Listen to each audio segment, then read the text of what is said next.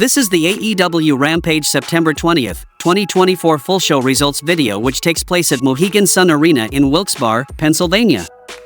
The show started with a match between Mark Briscoe versus Brian Keith.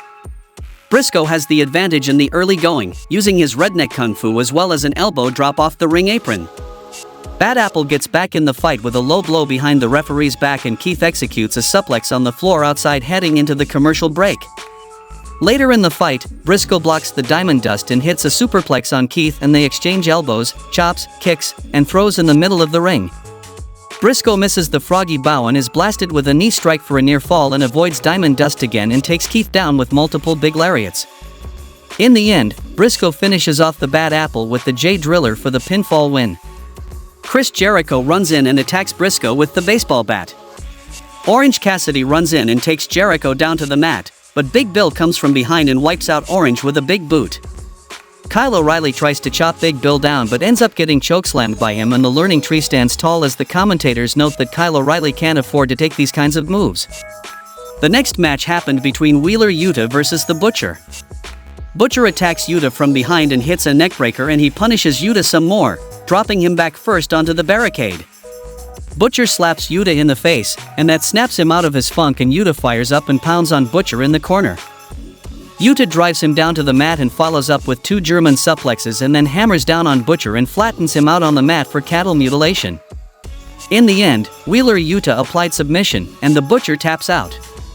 Yuta won't let go of the hold after the match is over and almost attacks the referee over it. MXM Collection cut a promo on the Acclaimed and they stole Max Caster's ring jacket and promised to give it a makeover and touch tips to end the segment. The next match happened between Hikaru Shida versus Harley Cameron. Shida overpowers Harley and swings her around the ring and she drapes Harley over the ring apron and blasts her with a running knee strike. Shida does the 10 punches on the buckle spot, but Harley trips her and she goes headfirst into the buckle. Shida hits a middle rope dropkick later in the fight and she lands a running knee strike for a near fall. Saraya causes a distraction, and Harley takes advantage with a kick to Shida's head for a near fall.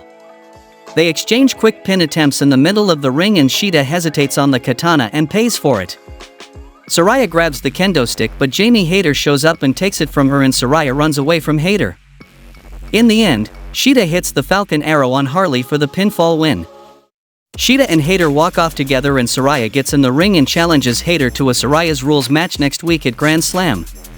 Hayter says Saraya is as stupid as she looks and she is going to beat her ass in New York. The next match happened between the Beast Mordos and Roderick Strong versus Marcus Mathers and Joe Keys, and the result of this match was the Beast Mordos and Roderick Strong won the match by pinfall.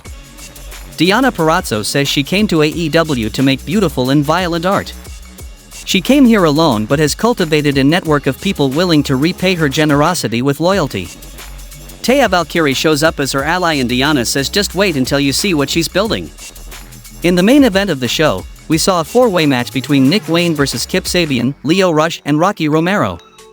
The match is moving at lightning speed as Sabian flips onto multiple people on the outside and Romero and Rush double-teams Sabian before targeting each other.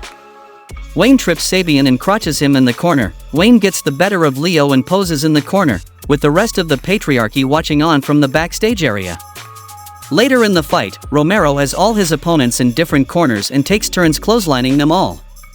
Wayne and Sabian now have the ring to themselves as they exchange fast and furious strikes. Sabian avoids Wayne's world and suplexes him and Romero and Rush are back in there now. Wayne catches Rush in a cutter out of midair and Sabian hits a finisher on Romero. In the end, Wayne tosses Sabian out of the ring and steals the pin, and post-match, Wayne spits at Sabian and the show goes off the air.